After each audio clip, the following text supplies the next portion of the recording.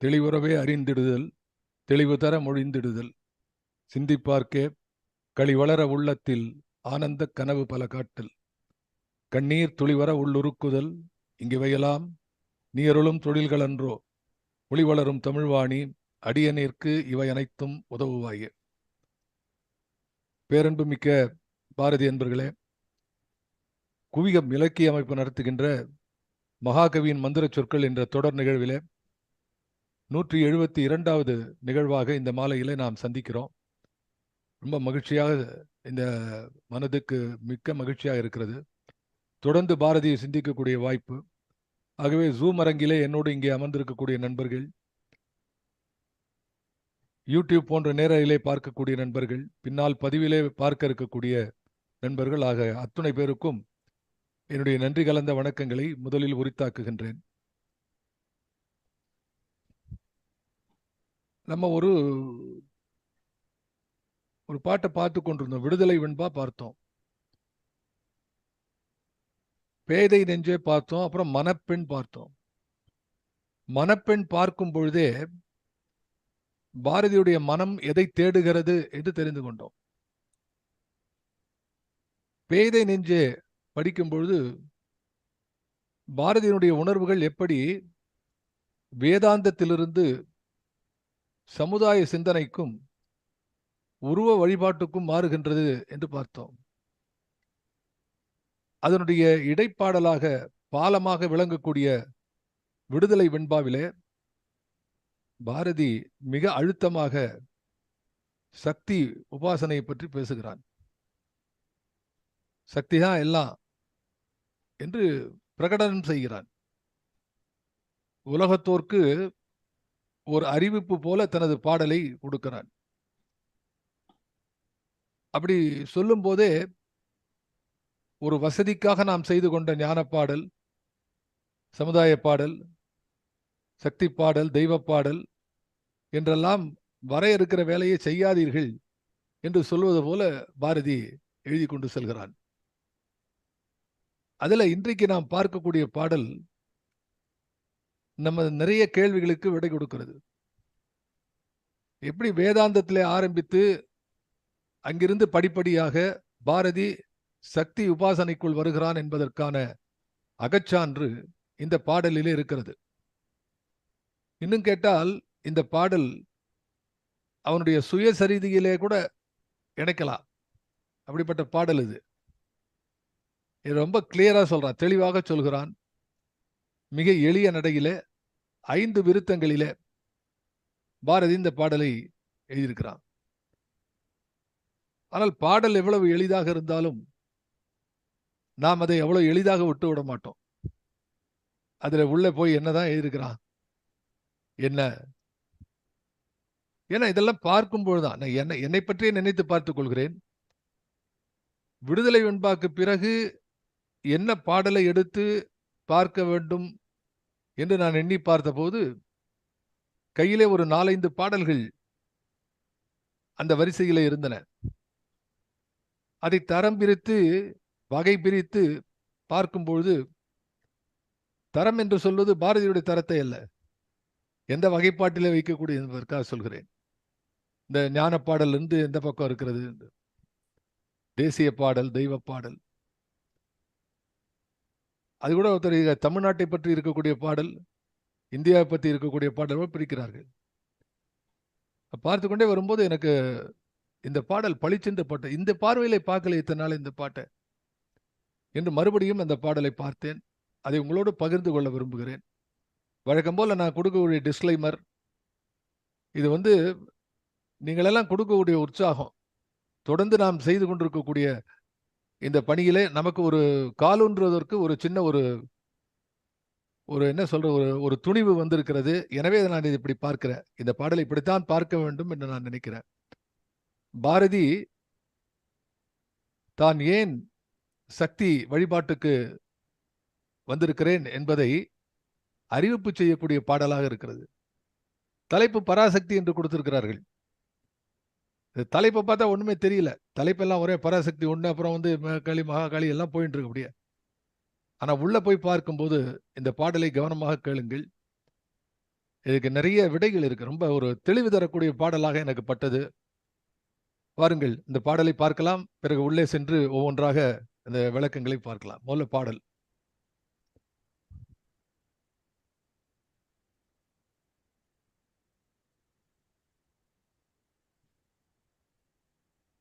தலைப்பு பராசக்தி.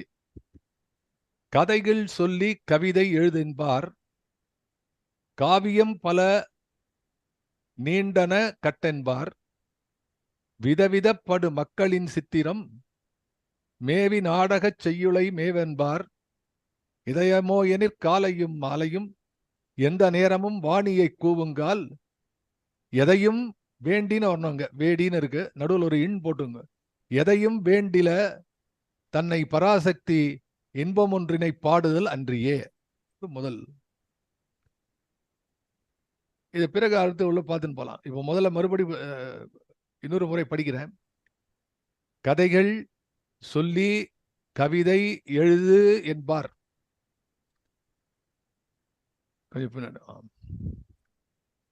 கதைகள் சொல்லி கவிதை எழுது என்பார், காவியம் பல நீண்டன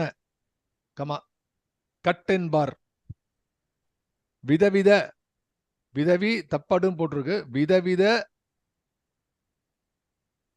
விதவித படு ஒன்னா பார்த்தா விதவிதமான என்ற பொருள்.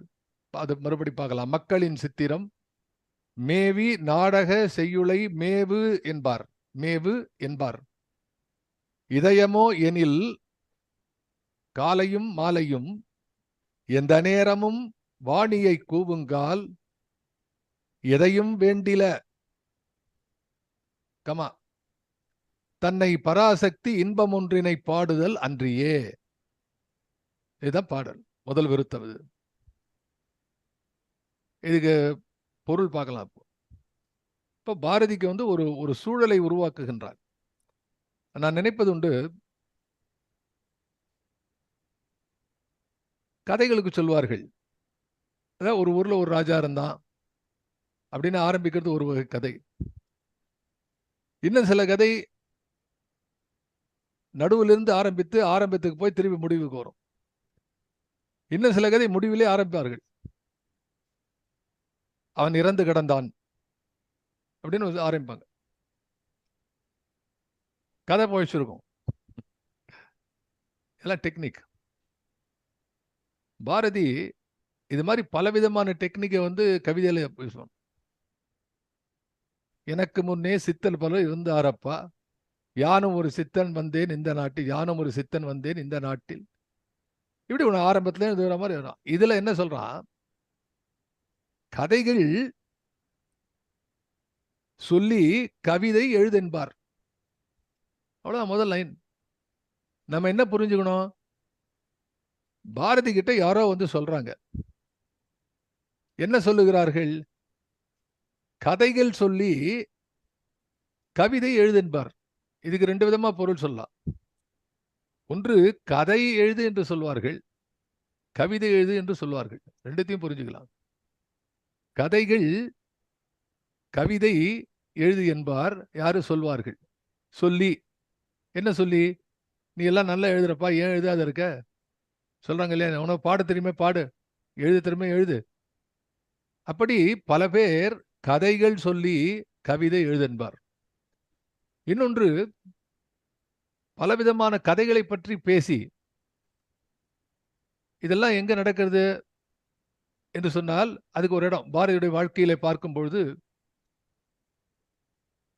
வேதபுரியில நடக்கிறது. வேதபுரி எங்க இருக்கிறது, வேதபுரி தான் புதுச்சேரி. அதுக்கு பேர் என்ன வேதபுரின்னு, நீண்ட அலைகள் கடல் அலைகள் விளையாடக்கூடிய அந்த வேதபுரி என்று குயில் பாட்டிலே பாரதியை குறிப்பிடுகிறார். அதுக்கு பேர் தான் வேதபுரி. உரை நடுவில் எழுதுகிறான் வேதபுரி என்று அதை சொல்லுகிறான். அப்ப கதைகள் சொல்லி கவிதை எழுதென்பார், காவியம் பல நீண்டன. சின்ன காவியம் இல்ல.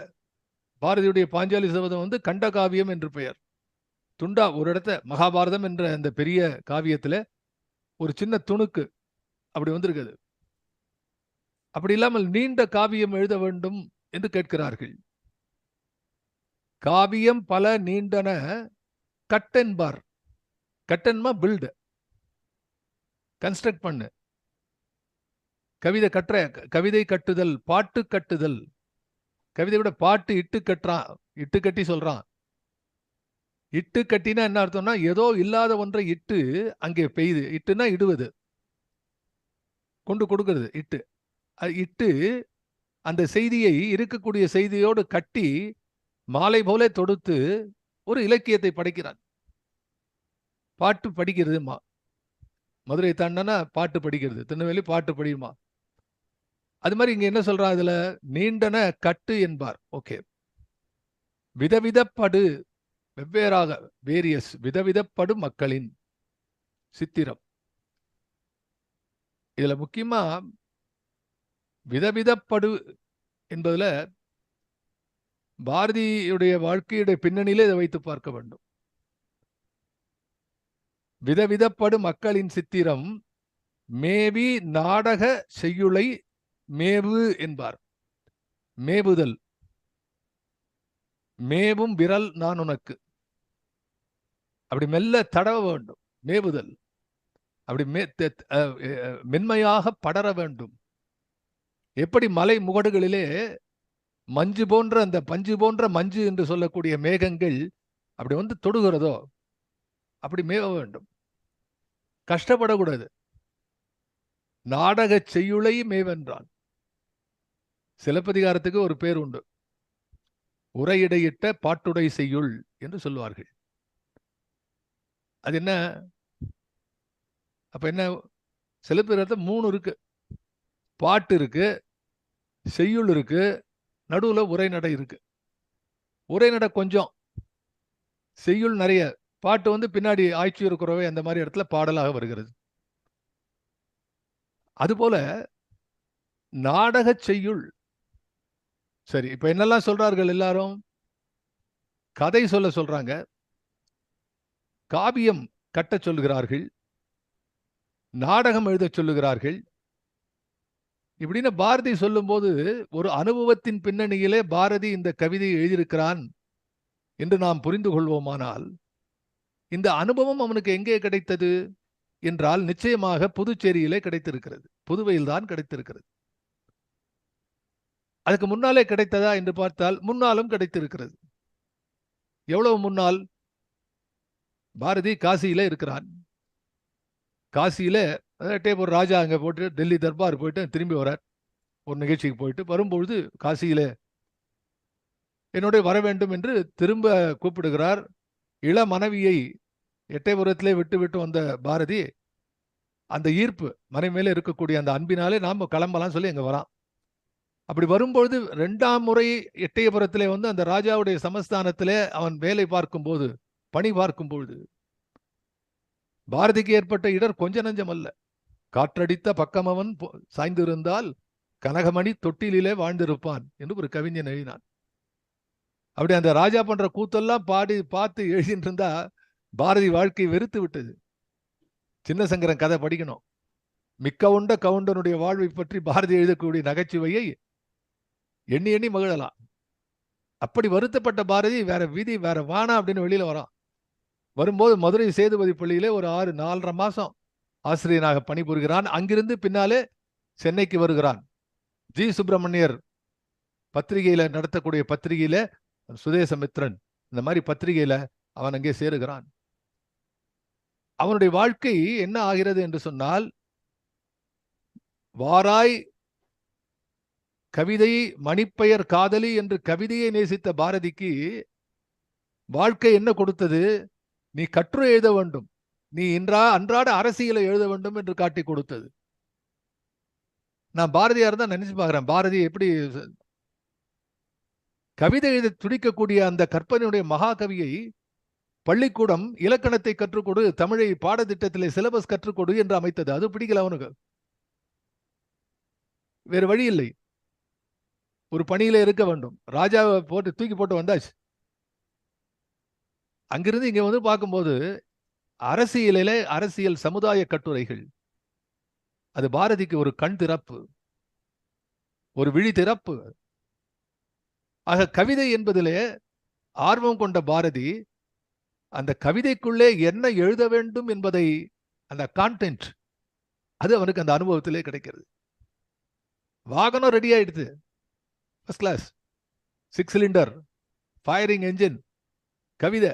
அந்த கவிதையிலே எதை எழுத வேண்டும் என்பதை வாழ்க்கை பாடம் கற்றுக் கொடுக்கிறது. அதுதான் பாரதியினுடைய வாழ்க்கையில 1907-8 தொடர்கிறது. அப்ப இங்கிருந்து அதை பிரிந்து 1910 புதுச்சேரிக்கு வருகிறான். அப்போ கட்டுரை எழுதென்றார். இங்க வந்தா கதை எழுது. ஏன் கதை எழுதணும் என்று சொன்னால், பாரதி அங்கிருந்து தப்பி வருகிறான். பிரிட்டிஷ் உளவாளிகள் அங்கே பிரெஞ்சு பகுதியான புதுச்சேரியிலே சுற்றி கொண்டிருக்கிறார்கள், ஒற்றர்கள். தேச துரோக வழக்கிலே கைது செய்யப்பட வேண்டிய நிலையில் இருக்கக்கூடிய பாரதியை அவர்கள் விட்டு விட்டார்கள். இப்ப தேடி கண்டுபிடிக்கணும் இல்லையா? அது ஒரு பக்கம் நடக்கிறது. அப்ப பாரதி இந்த சூழலை நினைத்து பார்க்கிறான். கதைகள் சொல்லி கவிதை எழுதுன்பார். அங்க போய் உட்காந்து கட்டுரை எல்லாம் எழுதி மாட்டிக்காது, நம்ம கதை எழுத ஆரம்பி, ஏதாவது ஒண்ணு பண்ணு, கவிதை எழுது, கதை எழுது, நாடகம் எழுது என்றெல்லாம் வருகிறது. இதெல்லாம் செய்துகிறான் பாரதி. கதை எழுதுகிறான்.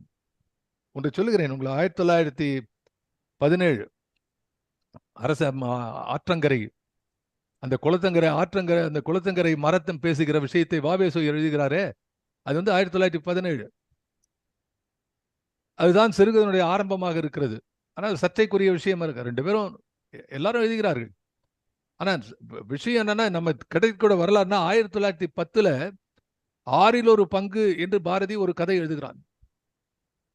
15 பக்கத்துல 5 அத்தியாயத்துல எழுதக்கூடிய பாரதி அதை பற்றி குறிப்பிடும் போது மை ஷார்ட் ஸ்டோரி என்று சொல்கிறான் 1910. அப்போ கதை எழுத தொடங்குகிறான். அப்ப இங்க என்ன நாம புரிஞ்சுக்கணும்? கதைகள் சொல்லி கவிதை எழுதென்பார். சொல்லி நான் கேட்கலையா, அதை எழுதல பாரதி. அவன் சொன்னா நான் கேட்கல சார்னு சொல்லல, கொஞ்சம் எழுதியிருக்கிறான். அந்த அனுபவம் கேட்டார்கள், அதை எழுதுகிறான், கதை எழுதுகிறான். ஆனா அந்த எழுதக்கூடிய கதையிலும் பாரதி தனது உள்ள கிடக்கையை பதிவு செய்கிறான். அதுல ஒரு இடத்தை நான் சுட்டிக்காட்ட விரும்புகிறேன். பாரதி நிறைய எழுதுறான். இப்போ தாகூருடைய ஒரு தாகூர் கதை கூட ஒண்ணு. அந்த நேரத்தில் வந்து தாகூருடைய கதை, தலைப்பு மறந்து போச்சு, தாகூருடைய கதை ஒன்றதை மொழிபெயர்க்கிறான். அதுல சத்யானந்தர்னு ஒரு கதை. பாரதி எப்பவும் கதை எழுதும்போது கதையை வந்து வித்தியாசமா எழுதக்கூடிய, உபநிடத கதைகள் போல எழுதக்கூடிய பாரதிக்கு ஒரு, ஃபார் எக்ஸாம்பிள் பிரகதாரண்யக உபநிஷத் வந்து கேள்வி பதில். அது மாதிரி வந்து கட்டோபனிஷத் நச்சிகேதஸ் கேட்கிற கேள்வி, எவன் தரக்கூடிய பதில், இப்படி கேள்வி பதிலாக இருக்கும். அத மாதிரி சத்யானந்தர் அதுல எழுதுறான் பாரதி. அப்போ யாருக்குள்ள அந்த உரையாடல் நிகழ்கிறது என்று பார்த்தால், ஜனக மகாராஜுக்கும், யாரு ஜனக மகாராஜா? நம்ம ஜானகியுடைய தந்தையார், மிதிலாபுரிய மன்னன், ராமனுடைய மாமனார். அப்படி விஷயம் எல்லாருக்கும் தெரிஞ்சது. எழுதுறாரு அதுல. ஜனகர் அவர் பெரிய, அதாவது ஜனகர் வந்து ராஜ ரிஷின்னு பேரு. சத்யானந்திர இந்த குரு ரிஷி அவரை பார்த்து பேசிக் கொண்டிருக்கிறார். அப்போ ஜனகர் தம்மை ஒரு வேதாந்தியாக பிரகடனப்படுத்தி கொண்டு, இங்கதான் நீங்க கவனிக்கணும், பரசிவ வெள்ளத்தை எழுதிய பாரதி தன்னை வேதாந்தியாக பல கவிதைகளிலே சுட்டுக்காட்டி தொட்டுக்காட்டி உயரத்தை தொட்ட பாரதி. காட்டில் திரியும் விலங்கலாம் நான், விண்ணில் திரையும் புள்ளலாம் நான், நான் எனும் பொய்யை நடத்துவோன் நான் என்று மாயழி பயிர்த்திய வேதாந்தியாக இருக்கக்கூடிய பாரதி எழுதக்கூடிய உரைநடை தம்மை ஒரு வேதாந்தியாக பிரகடனப்படுத்தி கொண்டு, யாரு? ஜனகர். எவ்வுயிரும் பரபிரம்மம் சொரூபமே, ஆதலால் ராட்சதர்களை கொல்வது அந்நியாயம் அல்லவா என்று வினா விடுத்த போது, ராமன் வந்து விஸ்வாமித்திர சொல்லை கேட்டு வேள்வியை காத்த யக்ஞராமனாக, யக்ஞங்களை காத்த ராமனாக அதை பற்றி ஒரு விமர்சனமாக வைக்கிறார் யாரு? ஜனகர். எல்லாம் ஒரே உயிர் என்று சொன்னால் ராட்சதர்களை கொல்லலாமா? அவங்க கேட்டாங்களோ இல்லையோ பாரதி எழுதுறான். இது எந்த உபநிஷத்துல இருக்கலாம் தெரியாது. People like Sankaraiyar can help. ஆனா பாரதி எழுதுகிறான். நல்ல அருமையான கான்வர்சேஷன். அப்போ என்ன சொல்றாரு அவர்? அப்போ வினா விடுத்த போது சத்யானந்தர் சொல்றாராம், சீதையை ராவணன் கொண்டு போய் இலங்கையிலே சிறைப்படுத்தி வைப்பான். ஃபியூச்சரை சொல்றார் அவர். அதனின்றும் சீதை மிக துயரப்படுவாள் என்றார்.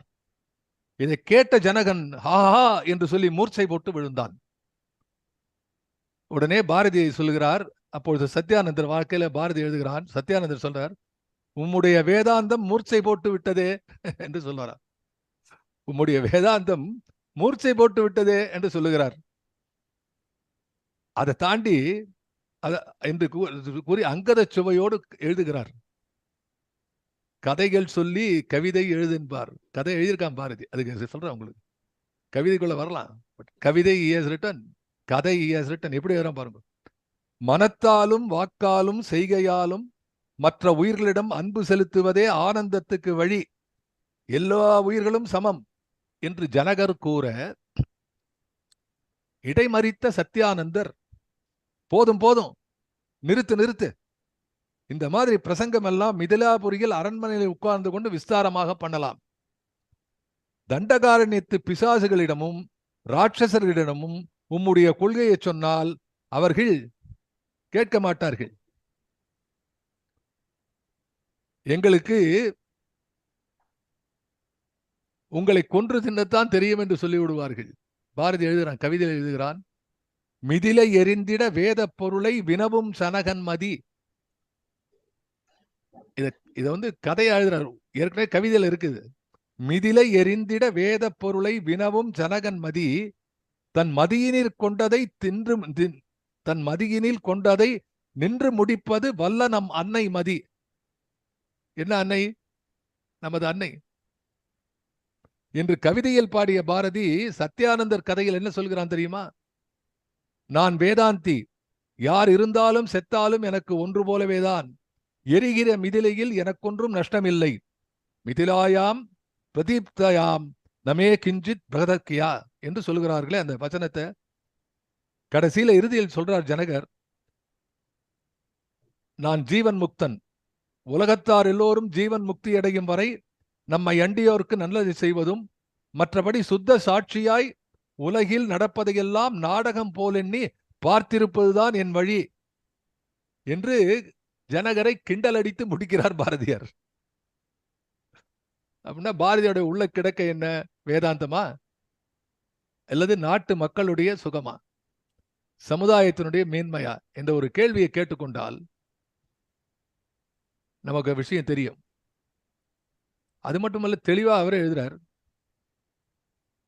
1906 ஜூலை மாதம் 7ஆம் தேதி இந்தியா இதழிலே மிகுந்த சீற்றமுடன் மிகுந்த கோபத்தோடு பாரதி பின்வரும் கருத்தை எழுதுகிறார்.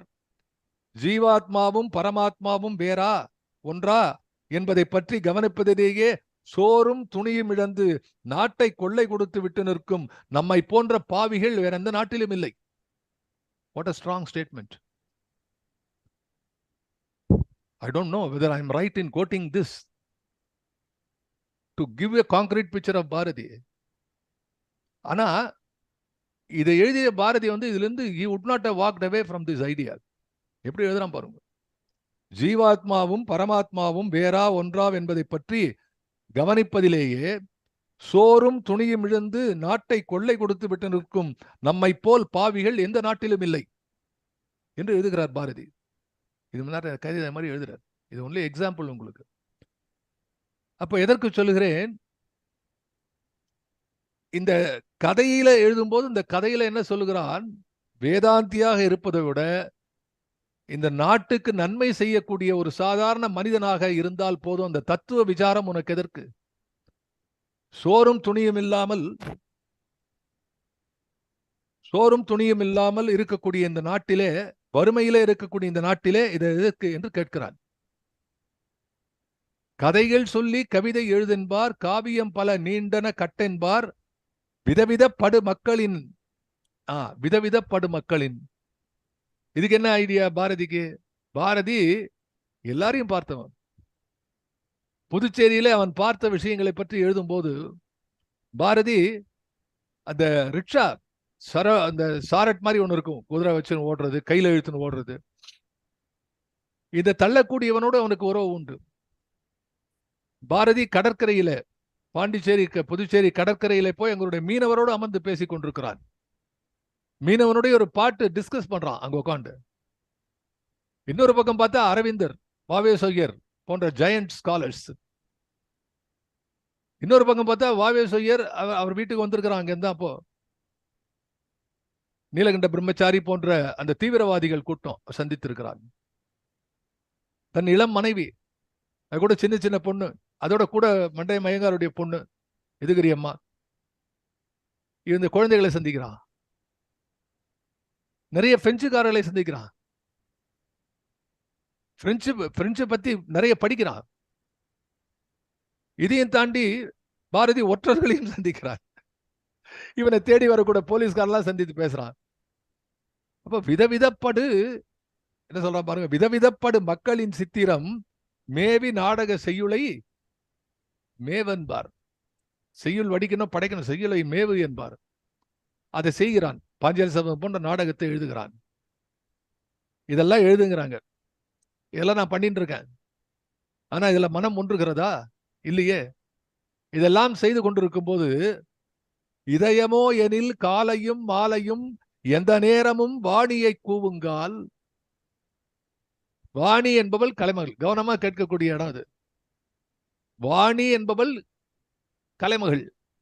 அப்ப இந்த கதை எழுதுவது, கட்டுரை எழுதுவது, பாடல் எழுதுவது, செய்யுள் எழுதுவது, நாடகம் எழுதுவது, மக்களை பற்றிய சித்திரம், நடை சித்திரம், வார அற்புதமா எழுதினது நடை சித்திரம். பாரதி தான் ஆரம்பித்து வைத்தார். வசன கவிதைகள், இது எல்லாவற்றுக்கும் அவன் யாரை கூப்பிடுகிறான்? கலைவாணியை கூப்பிடுகிறான். காலையும் மாலையும் எந்த நேரமும் அவளையே பற்றி நினைத்துக் கொண்டிருக்கிறான். வாணியை கூவுங்கால் எதையும் வேண்டில. வாணியை கூப்பிடுவது என்ன சொல்றா? இதெல்லாம் வேண்டாம், எதையும் வேண்டில, தன்னை பராசக்தி இன்பம் ஒன்றினை பாடுதல் அன்றியே. இத்தனை விஷயத்தை சொல்லி நீங்க எழுதி சொல்லி இவன் எழுதுற கலைமகளை கூப்பிட்ட பிறகு கடைசியில எதை செய்கிறான் என்று சொன்னால் பராசக்தியை தவிர அவர் ஒன்றும் இல்லை. சோ இந்த பாட்டுல இருந்து என்ன தெரிகிறது? பாரதி எதை பற்றி எழுதினாலும் பேசினாலும் பாடினாலும் கடைசியில அவன் வந்து நிற்கக்கூடிய புள்ளி சக்தி. இது இந்த பாட்டினுடைய அகச்சான்று. இப்படி நான் இருக்கும்போது இதை செய்தேன், நான் என்ன செய்தாலும் பராசக்தி தான் என் உள்ளே வந்து நிற்கிறாள் என்று பேசுகிறானே, இது வந்து பாரதியுடைய உள்ள கிடக்கையை தெரிவிக்கிறது. இதுக்கு இன்னொரு அகச்சான்றாக சொல்லக்கூடியது என்ன என்றால், இந்த விடுதலை வெண்பா பாடிவிட்டு பாரதி பல விஷயங்களை பாடுகிறான். எதையும் வேண்டில தன்னை பராசக்தி இன்பம் ஒன்றினை பாடுதல் என்றியே. எனக்கு வேற எதுவுமே தோணல, நான் பராசக்தியை மட்டும்தான் பாட போறேன் என்று பாரதி ஏற்றுக்கொண்டிருக்கிறான். அதற்கு அகச்சான்றாக பாரதி மகாசக்தி வெண்பா என்று பாடுகிறார். அது ஒரு 5 பாட்டு. அந்த பாட்டை விளக்கவே வேண்டாம், எளிதா புரியும் உங்களுக்கு. இந்த பாடல் சொல்கிறேன். தன்னை மறந்து சகல உலகினையும் மன்ன நிதங்காக்கும் மகாசக்தி. மன்ன நிதம் காக்கும் மகாசக்தி அன்னை அவளே துணை என்று அனவரதம் நெஞ்சம் துவளாதிருத்தல் சுகம். அருமையான பாட்டு, நல்ல அருமையான நேரிசை வெண்பாது. ஈற்றடி என்ன? துவளாதிருத்தல் சுகம். எது இந்த வாழ்க்கைக்கு சுகத்தை கொடுக்கிறது என்று கேட்டால், பராசக்தியினுடைய எண்ணம் அவளே துணை என்று நினைக்க வேண்டும். யார் அவள்? தன்னை மறந்து சகல உலகினையும் மன்ன நிதங்காகும். மன்ன என்று பொருள் மண்ணும் இமயமலை, மண்ணு புகழ் கோசலைதன் எல்லாம் மண்ணு. மண்ணுன்னா நிலை பெற்றது, அழியாதது. மண்ணும் இமயமலை என்றும் வாழ்கின்றது. அப்ப மன்ன நிதங்காக்கும் மகாசக்தி. அவளுடைய அருள் எப்படிப்பட்டது? அவள் தினம் காக்கிறாள். ஒரு நேரமும் அவள் உன்னை விட்டு பிரிவதில்லை. எப்படி வந்து ஒரு அன்னை குழந்தையை பாதுகாக்கிறாளோ அதை போல் அண்டத்தை எல்லாம் புறந்து நிற்கிறாள். என்னதான் புவனேஸ்வரி. ஆகவே அதை பற்றி பாடுகிறார். இந்த சக்தி, இந்த இந்த ஈஸ்வரி பாடல்கள்லாம் பார்த்தா சக்தி பாடல்கள் தீட்சிதர்கிட்ட, முத்துசாமி தீட்சிதர் பாட்டுல பிரமாதமா இருக்கும். அருமையான பாடல்கள். அவர் பெரிய தேவி பக்தர், தேவி உபாசகர். அப்படி தேவியினுடைய பாடல்களையும் அதுல இருக்கக்கூடிய பல கிரந்தங்கள் உள்ளன. அதெல்லாம் படிக்கும்பொழுது இதனுடைய பெருமை நமக்கு தெரியும். அதை இதில் சொல்றாரு. அதுல தன்னை மறந்து சகல உலகினையும் மன்ன நிதங்காக்கும் மகாசக்தி அன்னை அவளே துணை என்று. அப்ப யார் துணை என்று நினைக்க வேண்டும்? மகாசக்தி துணை என்று நினைக்க வேண்டும். அவளுக்கு என்ன பெருமை? மன்ன நிதங்காக்கும், இந்த உலகினை மன்ன நிதங்காக்கும், என்றென்றும் காக்கக்கூடியது. அவளுக்கு துணை வேண்டும். அப்படி துணை இருந்தால் என்ன ஆகும்? அனவரதம் அந்த துணை என்று இருந்தால் நெஞ்சம் தோளாதிருத்தல் சுகம். அப்படி தோளாதிருத்தல் சுகம் என்று சொன்னால் சுகத்துக்கு தானே எல்லாரும் அலைகிறார்கள், பரம சுகானந்தத்துக்கு தானே. நெஞ்சிற் கவலை நிதமும் பயிராக்கி அஞ்சி உயிர் வாழ்தல் அறியாமை. அடுத்தது என்ன சொல்றான் அதுல? அப்போ இந்த கதை, கட்டுரை, இது மத்தெல்லாம் எழுதுங்கும் போது பாரதி அதை விடுத்து சக்தி எழுதுகிறார். அப்ப இந்த மகாசக்தி வெண்பாவை பொருத்தி பார்க்க வேண்டும் என்று சொன்னேன். அதுல 2வது வெண்பா, நெஞ்சிற் கவலை நிதமும் பயிராக்கி. அருமையான வார்த்தை. நான் சொல்வது உண்டு, கருதி கருதி கவலைப்படுவார். முருகன் பாடல் வருது, கருதி கருதி கவலைப்படுவார். இந்த கவலைங்கிறது என்னன்னா, அந்த கவலையிலே காவல் வலை, அது பின்னறது, போட்டு இழுக்கிறது ஒண்ணு. ஒரு கவலை, அந்த கவலை வந்தா அதை கருதி நடக்குமோ நடக்காதோ, இப்படியானா எப்படி, அப்படியானா எப்படி என்று மனசுக்குள்ளேயே மாற்றி மாற்றி ஊஞ்சலாடி மாலை மாற்றி அதுக்கு கோபுரம் கட்டி கொண்டாடி அந்த கவலையை நம்மை விட்டு பிரியாமல் அதை வளர்த்து துன்பப்பட்டு கொண்டே இருக்கணும். கருதி கருதி கவலைப்படுவார், கவலை கடலை கடியும் கடிவர்.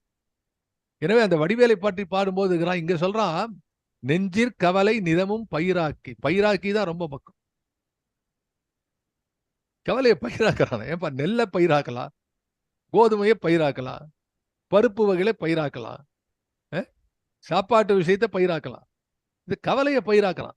அப்படின்னா பயிராக்குதல் எவ்வளவு டிஃபிகல்ட் தெரியும். நிலத்தை கொத்த வேண்டும், அதுக்கப்புறம் செடி, அதை விதையை போட வேண்டும், அதுக்கு நீர் பாய்ச்ச வேண்டும், அதை போற்றி வளர்க்க வேண்டும், அதுக்கு காவல் கட்டும். இத்தனையும் பண்ணி என்ன பண்றான்? கவலையை வளர்க்குறான். யார்டா போய் கேட்டா, என்னப்பா எப்படி இருக்க சார் கேட்குறீங்க? 1000 பிரச்சனை சார். அவன் என்ன பண்றான்? கேட்க வந்தவன் இவன் 1000 பிரச்சனை சொல்றதை கேட்டுன்னு இருப்பான். காரணம், அது முடிஞ்சவன அவன் சொல்லணும் அவன்கிட்ட. கேட்கறதுக்கு ஒரு ஆள் வேணும் இல்ல. அது எப்படி இந்த கல்யாணத்துல சம்பந்தி சீர் மாற்றி மாற்றி செய்வார்களோ, அதே போல இவன் நீ போன் பண்ணி சொல்லுவான், ஐயோ எனக்கு வீட்டில் எப்படி இருக்கணும். மறுநாள் அவன் போன் பண்ணுவான், சார் நீங்க சொன்ன அது மாதிரி எனக்கும் ஆயிடுச்சு சார். கவலையை விட மாட்டார்கள். பாரதி எழுதுகிறார்கள், நெஞ்சிற் கவலை நிதமும் பயிராக்கி அஞ்சி உயிர் வாழ்தல் அறியாமை. அதான் அறியாமை என்பதற்கு பாரதி கொடுக்கக்கூடிய விளக்கம். அஞ்சுதல் அறியாமை. அறியாமை அதான் வழக்கமா நான் சொல்லுது, விதா சிந்தா சொன்யா, ஞானிகள் துக்கமற்றவர்கள். அப்ப ஞானம் என்பது என்ன? துக்கமில்லாத நிலை. துக்கமில்லாத நிலை வேண்டும் என்றால் அறியாமை நீங்க வேண்டும், அச்சம் நீங்க வேண்டும். அச்சம் நீங்க வேண்டும் என்றால் அறியாமை நீங்க வேண்டும். அந்த இருட்டு என்ன இருக்குன்னு தெரியல, அறியாமை. எனவே அது அச்சத்தை கொடுக்கிறது. தஞ்சமென்றே வையமெல்லாம் காக்கும் மகாசக்தி நல்லருளை ஐயமரப்பற்றல் அறிவு. அப்ப அறிவு என்றால் என்ன? மகாசக்தியினுடைய அருள்தான் அறிவு என்கிறான். அடுத்தது, வையகத்துக்கு இல்லை மனமே நினக்கு நலம் செய்ய கருதிவை செப்புவேன். அந்த மனப்பெண் பாட்டுல இருக்கிற மாதிரி தான் வருது. மனமே கேள், பொய்யில்லை எல்லாம் புறக்கும் இறை நமையும் காக்கும் என்ற சொல்லால் அழியும் துயர். உனக்கு மட்டும் ரிலிஜிபிள், நீயும் அம்மாவுடைய ப்ரொடெக்ஷன் தான் வர. அதாவது பொய்யில்லை எல்லாம் புறக்கும் இறை, எல்லாத்தையும் காப்பாக்கூட. உனக்கு ஒன்று தனியா போய் கஷ்டப்பட்டு காப்பாத கிடையாது. Blanket entire thing. எல்லாம் புறக்கும் இறை நமையும் காக்கும் என்ற சொல்லால் வரையும் துயர், சொல்லால் அழியும் துயர். அடுத்தது, எண்ணீர் கடங்காமல் எங்கும் பரந்தனவாய் விண்ணீர் சுடர்கின்ற மீனையெல்லாம் பண்ணியதோர் சக்தியே நம்மை சமைத்ததுகான்.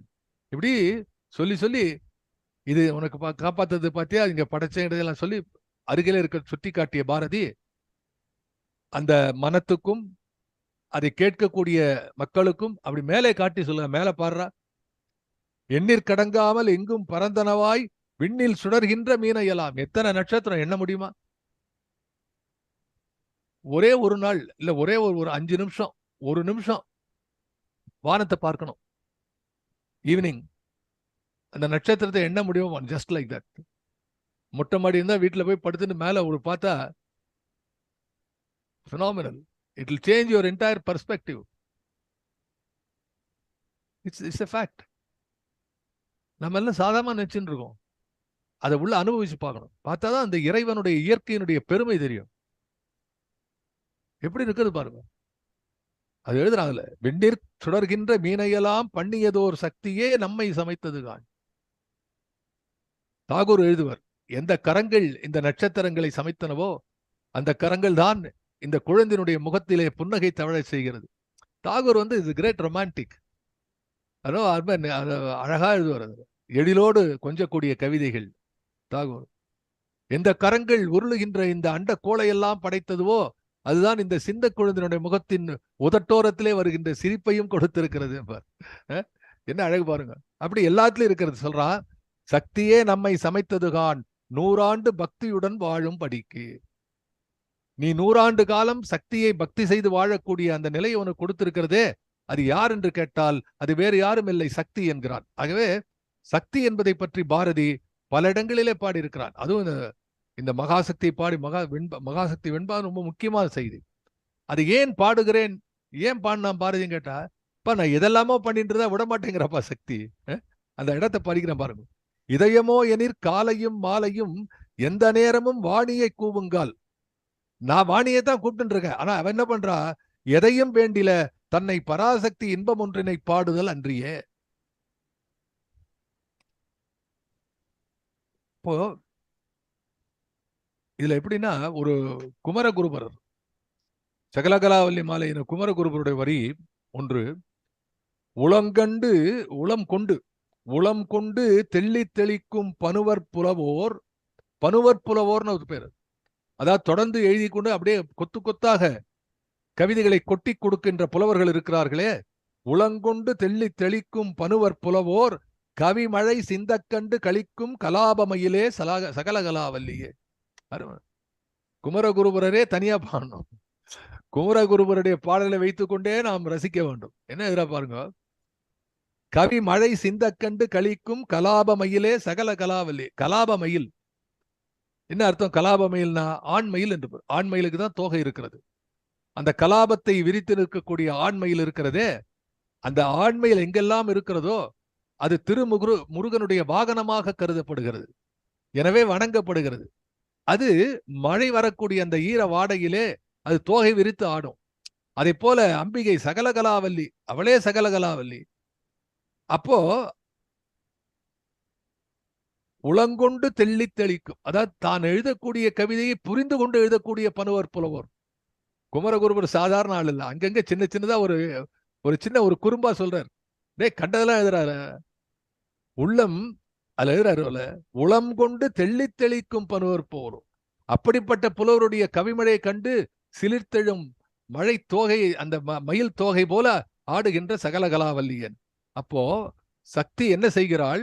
பாரதி போன்ற ஒரு அற்புதமான கவிஞனுடைய கவிதைகள் தனக்கு சேர வேண்டும் என்று நினைக்கிறாள். அவன் வாணியை கூப்பிடுகிறான். அதுல பார்க்கிறான், ஒரு இடத்துல குரல் பூரா குரல் ஞாபகம் இல்ல, தவமும் தவமும் தவமுடையோர்க்கே ஆகும் என்பான் வள்ளுவன். தவமும் தவமுடையோர்க்கே ஆகும். அதாவது நீ தவம் பண்ணனா அதுக்கு ஒரு தவம் பண்ணிருக்கணும். என்ன சார் இவ்வளவு கஷ்டமா இருக்கு? ஆமா, பேங்க்ல பணம் போனா ஏதாவது ஒரு பேசிக் இருக்கணும் சொல்றான்ல, பேங்க் பேலன்ஸ் நில்லுல வச்சுக்க முடியாது. அது மாதிரி தவமும் தவமுடையோர்க்கே ஆகும். ஏற்கனவே கொஞ்சம் தவம் இருக்கணும், இல்லைன்னா முடியாது. அப்படி பாரதி தன்னுடைய அந்த பாவத்தை சொல்கிறான். இதுல 2வது விருத்தம் இன்னும் அழகு. நாட்டு மக்கள் பார்த்துடலாம், ஸ்லைட்ல பார்த்துடலாம். நாட்டு மக்கள் பிணியும் வறுமையும், நாட்டு மக்கள் பிணியும் வறுமையும் நையப்பாடென்று ஒரு தெய்வம் கூறுமே. செகண்ட், நாட்டு மக்கள் பிணியும் வறுமையும் நையப்பாடு என்றொரு தெய்வம் கூறுமே.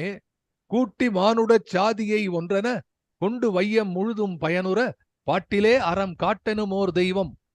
பண்ணில் இன்பமும் கற்பனை விந்தையும் ஊட்டி எங்கும் உவகை பெருகிட ஓங்கும் இன்கவி ஓதெனும் வேறொன்றே. சரி, இன்னும் பிரித்து தலை பிரித்து பார்க்கலாம். நாட்டு மக்கள் பிணியும் வறுமையும். இதுல என்ன பிணி வறுமை? நம்ம ஏற்கனவே இதை பத்தி டிஸ்கஸ் பண்ணியிருக்கோம். பிணி என்றால் நோய், வறுமை என்றால் நல்குறவு என்று சொல்வார்கள். அதில் நல்குறவு, வறுமை. அந்த வறுமை என்பது பல விஷயத்துல இருக்கு. பொருள் வறுமை மட்டும் இல்ல, பொருள் வறுமை மட்டுமல்ல, இருக்கக்கூடிய 16 வகையான செல்வங்கள் எல்லாவற்றிலையும் வறுமை இருக்கிறது. அது போன்ற உடல் பிணி. நாட்டு மக்கள் பிணியும் வறுமையும் நையப்பாடு என்றொரு தெய்வம் கூறுமே. நையப்பாடு என்றுன்னா அழியாமல் இருக்கவர், அதாவது அழிக்கிறது.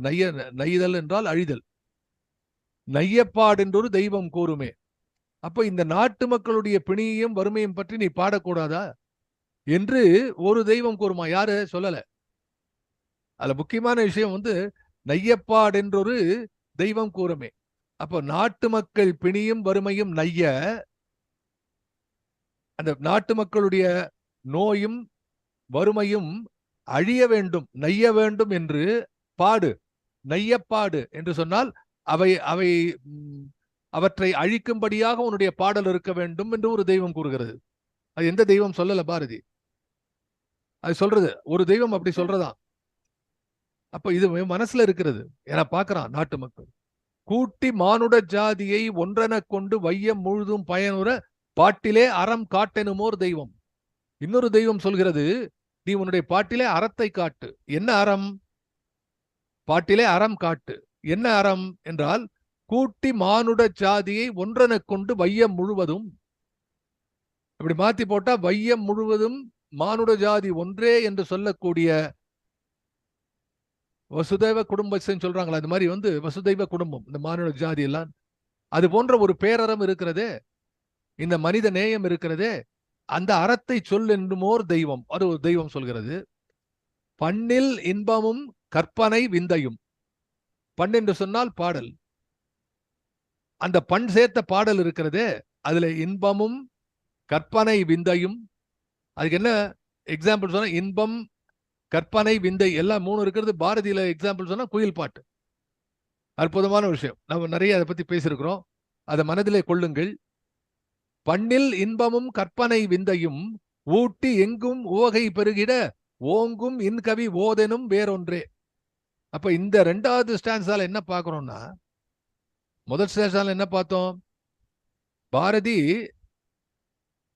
எந்த தெய்வத்தை யார் வணங்குறதுங்கிறது இல்ல, எதை எழுதுறதுனாலும் பாரதி யாரை கூப்பிடுகிறான்? கலைமகளை கூப்பிடுகிறான்.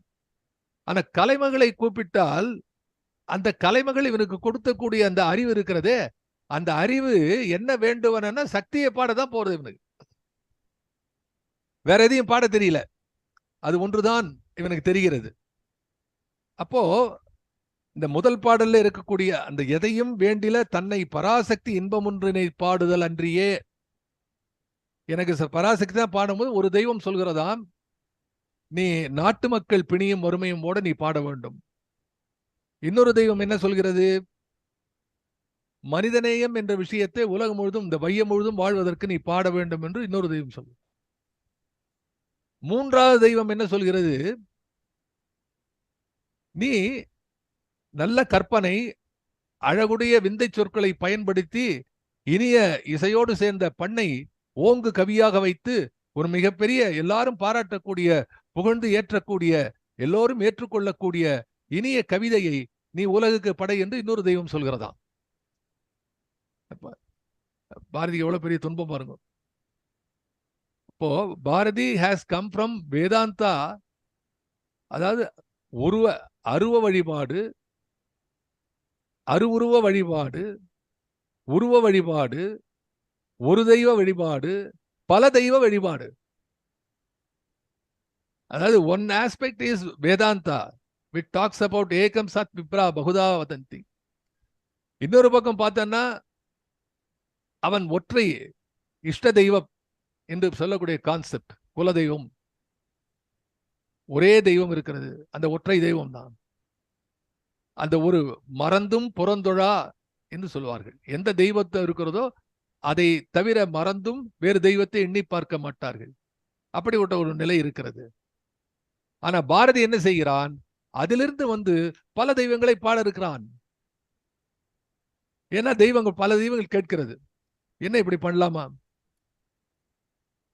அது அபிராமி அந்தால ஒரு பாடல், அன்றே தடுத்தென்னை ஆண்டு கொண்டாய்,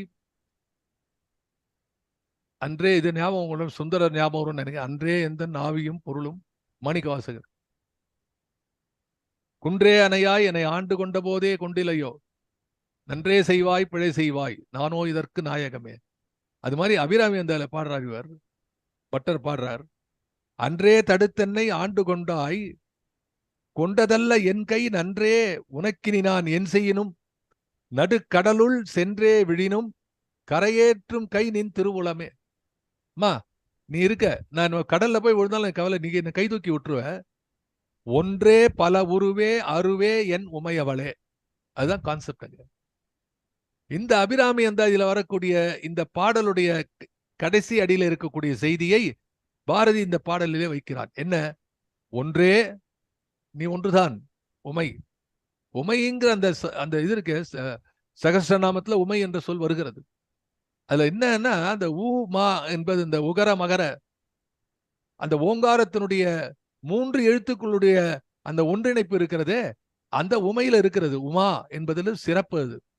அது சொல்ற, ஒன்றே பல உருவே, ஒன்றாக இருக்கிறது, பல உருவாக இருக்கிறது, அருவமாக இருக்கிறது. யாரு? உமையவளே.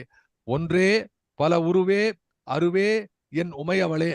அப்ப எல்லா தெய்வங்களிலும் உமை இருக்கிறாள் என்ற செய்தியை ஏற்றுக்கொள்கிறான் பாரதி என்பதை இங்கே சொல்கிறான். என்ன சொல்றான்? அந்த சொல்லல, இன்னும் அடுத்ததுதான் வரான்.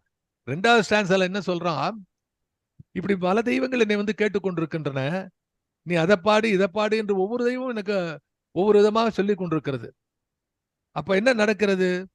ஒன்றாய் அரும்பி பலவாய் விரிந்து இவ்வுலகு எங்குமாய் நின்றாள். மறுபடியும் அபிராமி அந்தாதி, ஒன்றாய் அரும்பி பலவாய் விரிந்து. அருமையான நடது. நிறைய இதை விளக்கம் சொல்ல நிறைய வாய்ப்பு இருந்தாலும், ஐ மீன் இடம் இருந்தாலும் இப்ப நான் அதை விளக்க போறதில்லை.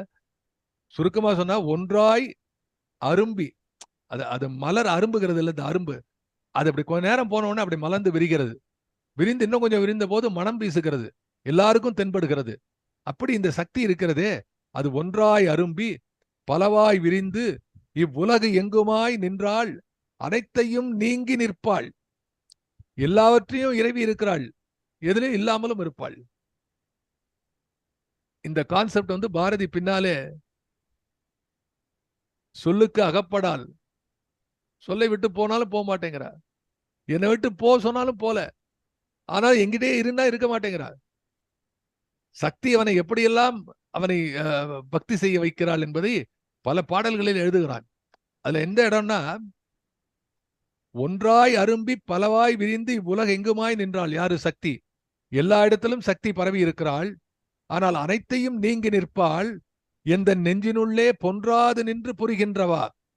இப்பொருள் அறிவார் யாரு? அன்று ஆளிலையில் துயின்ற எம்மானும் என் ஐயனுமே.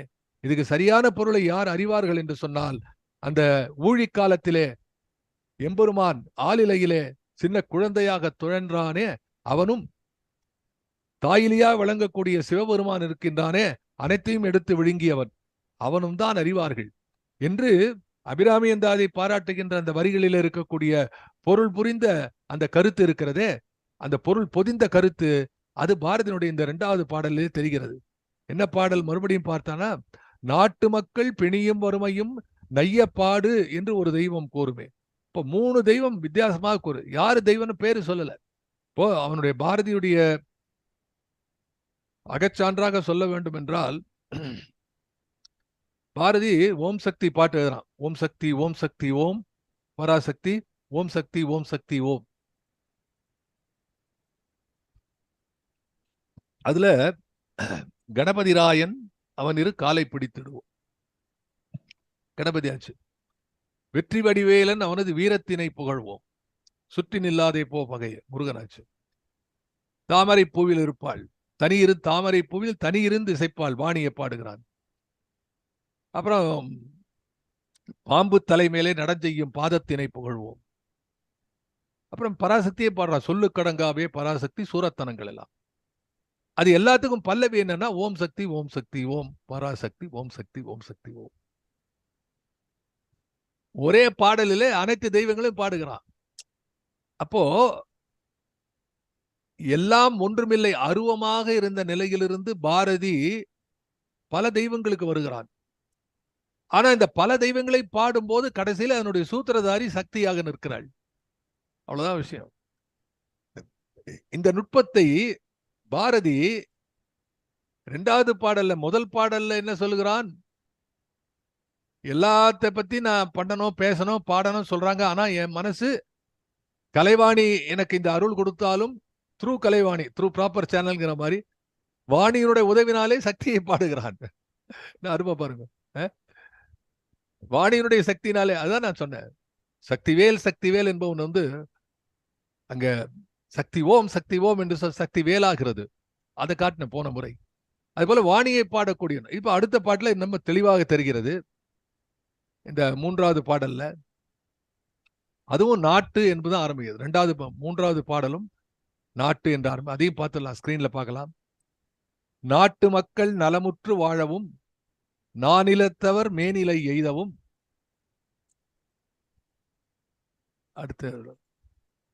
அடுத்து நெக்ஸ்ட் 1 2 இதுக்கு கீழே கரெக்ட். நாட்டு மக்கள் நலமுற்று வாழவும் நானிலத்தவர் மேனிலை எய்தவும் பாட்டிலே தனி இன்பத்தை நாட்டவும் பண்ணிலே களி கூட்டவும் வேண்டினான் மூட்டும் அன்பு கனலொடு வாணியை முன்னுகின்ற பொழுதிலெல்லாம் குரல் நாட்டி குரல் காட்டி அன்னை பராசக்தி, அங்க சகிதன இருக்கு தப்பு, அன்னை பராசக்தி ஏழையேன் கவிதை யாவும் தனக்கென கேட்கின்றாள். போட்டு உடைச்சிடறான். அப்போ இந்த தேர்ட் ஸ்டான்ஸா இதுல வந்து பாரதியினுடைய உண்மையான அந்த பற்று இருக்கிறதே அது தெரியுது. மறுபடி படித்து காட்டுகிறேன். நாட்டு மக்கள் நலமுற்று வாழவும். அப்போ போன பாட்டும் வந்து நாட்டு மக்கள் பிணியும் வறுமையும்னு ஆரம்பிக்கிறது.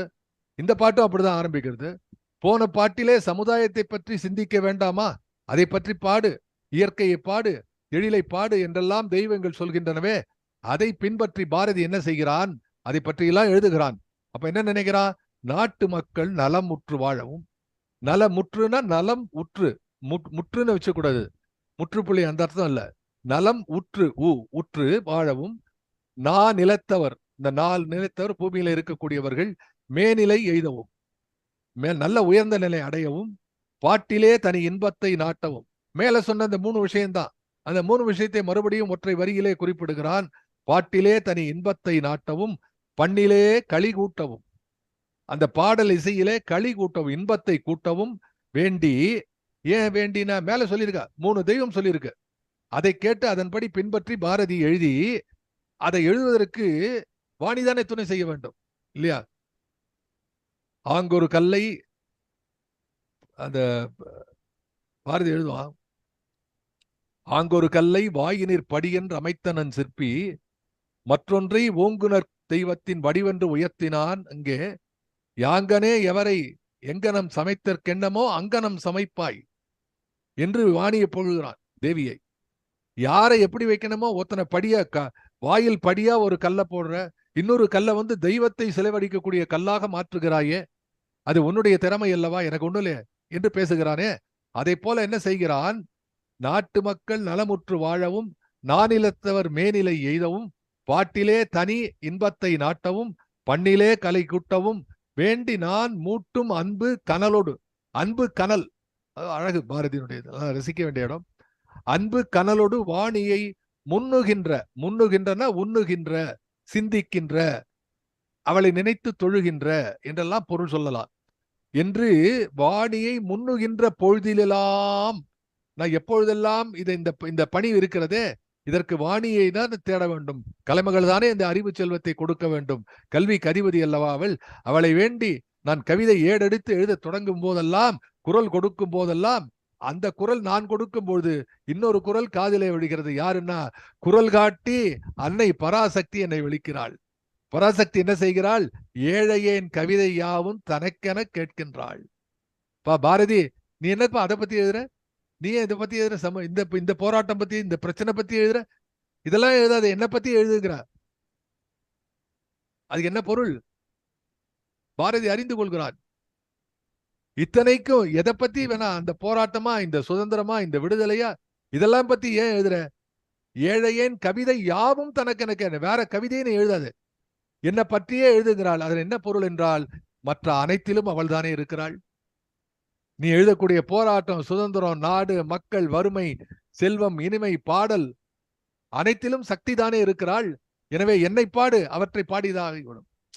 எப்படி முருகப்பெருமான் உலகையே சுற்றி வந்தான் மயில் மேல மாம்பழத்துக்காக. கணபதி தன்னுடைய பெற்றோரை சுற்றி வந்தார், உலகை சுற்றிதான் ஆகும் என. அதை போலே குறிக்கிறாள் என்று ஒரு கருத்தை நாம் எண்ணி பார்க்கலாம். காட்டி அன்னை பராசக்தி ஏழையேன் கவிதை யாவும் தனக்கென கேட்கின்றாள் என்பது அந்த 3வது பாடல். ஆகவே இந்த 3வது பாடலை படிக்கும் பொழுது ஒன்று தெரிகிறது. நன்றே வருகினும் தீதே விலகினும் நான் அறிவது ஒன்றேயும் இல்லை. மறுபடி அபிராமன் அங்க போனா, மாணிக்கவாசர் போனா, நன்றே செய்வாய் பிழை செய்வாய். நான் கூட ஒரு முறை உங்களுக்கு விளக்கியிருக்காது. ஒருத்தர் கேட்டார், நன்றே செய்வாய் பிழை செய்வாய், இறைவன் ரெண்டுத்தையும் பண்ணுவானா கேட்டா, அவர் இலங்கை ஜெயராஜ் ஒரு முறை பேசும்போது சொன்னார் கூட்டத்துல, மனசுல இருக்கிறது, நன்றே செய்வாய் பிழை செய்வாய். அப்படி கேட்டோம்னா அது நல்லதானே பண்ணுவேன், பிழை செய்வாய். அந்த உச்சரிப்பு ஒலி வேகத்துல கேட்டா, நன்றே செய்வாய் பிழை செய்வாய், நானோ இதற்கு நாயகமே. அது மாதிரி இங்க எதிர அபிராமி பற்ற எதிர, நன்றே வருகினும் தீதே விலகினும் நான் அறிவது ஒன்றேயும் இல்லை, உனக்கே பரம், எனக்குள்ள எல்லாம் அன்றே உனதென்று அழித்து விட்டேன், அழியாத குணக்குன்றே அருட்கடலே இமவான் பெற்ற கோமளமே. அதுல அந்த கட்டளை கலித்துறையில அபிராமி இருந்தால அந்த கடைசி ஈற்றடிகளோட கடைசி சீர் ரொம்ப அழகான சீர், உழைச்சீர் வரும் அந்த இடத்துல, அருமையா இருக்கும். இமவான் பெற்ற கோமளமே. படிச்சு பார்க்கணும், அனுபவிக்கணும். ஆகவே தொடர்ந்து இதை பத்தி சிந்திக்கிறோம். இந்த 3 பாடல்கள்ல என்ன முத்தாய்ப்பாக சொல்லக்கூடிய விஷயம் என்றால், இதுல இந்த அழகு நயமெல்லாம் விடுங்க. I want you to see the gross first. சில நேரங்களிலே நுட்பமாக பார்ப்பது செம்மை நலம் தரும். சில நேரங்களிலே மேலே இருந்து பார்ப்பது ஒரு பெரிய சிந்தனையை கொடுக்கும். ஒரு பெரிய பில்டிங் கட்டணும்னா அவன் மேல போய் தான் பார்க்கணும், எவ்வளவு லேண்ட் இருக்கு, எங்க என்ன இருக்குன்னு பார்க்கணும். அது போல உள்ள போய் பார்த்தோம். முன்னுதல் என்றால் என்ன பொருள் என்று பார்த்தோம். உன்னுதல் என்றால் ஒரு பக்கம், இன்னொன்னு அப்படியே மேல வெளியில அந்த 3 பாடலையும் பார்க்கணும். என்ன அப்படின்னா, பாரதி ஏன் இப்படி பாடுகிறான்? ஒரு நிலையிலே பாரதிக்கு புரிந்து போகிறது, நான் சக்தியை பாடினால் எல்லாத்தையும் பாடினதா அர்த்தம் பார். பினிஷ். அப்போ இந்த transition has gone to a full circle. எல்லாம் ஒன்று என்று ஆரம்பித்த வேதாந்தத்திலிருந்து அந்த ஒன்று பல தெய்வமாகி, அந்த பல தெய்வம் ஒரு தெய்வமாக சக்தி என்றாகி, அந்த சக்தி நீ பாடக்கூடிய இத்தனை விஷயத்தையும் பாரதி என்ன சொல்கிறான்? சக்தி ஏழையேன் கவிதை எல்லாம் எனக்கே என்று கேட்கிறாள். பாஞ்சாலி சபதத்துல பாரதி எழுதுறான், மாலை அந்த மாலை நேரத்து அந்த வானத்தை பார்த்து உமை கவிதை செய்கிறாள் என்று எழுதுறான். யாராவது சொல்லுவானோ அப்படி?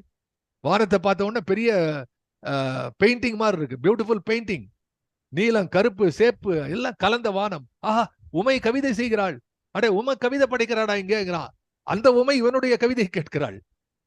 அப்போ இப்படி ஒன்னோட ஒண்ணு வரும்பொழுது அந்த பாரதியினுடைய ஆன்மீக அனுபவம் இருக்கிறதே, அவன் தான் அதுலதான் அந்த சீற்றத்தோடு எழுதுகிறான்.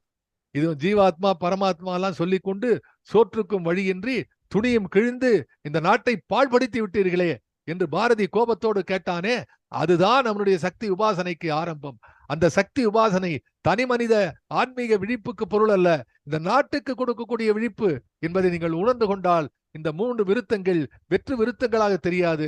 அது இந்த நாட்டினுடைய ஆன்மீக ஊற்றிலே அத்தனை நலங்களும் அடங்கி இருக்கின்றன என்ற ஒற்றை கருப்பொருளை அவன் அக்னி குஞ்சு போல இந்த பாட்டிலே வைத்திருக்கிறான். அதை ஊதி பரப்புவோம், உணர்ந்து கொள்வோம். ஆக இதை தொடர்ந்து பார்ப்போம். இன்னும் 2 ஸ்டான்ஸா இருக்கு, 3 தான் பார்த்தோம். நாளைக்கு இதையும் பார்த்து அடுத்த முறை தொடர்ந்து பேசலாம். நன்றி, வணக்கம்.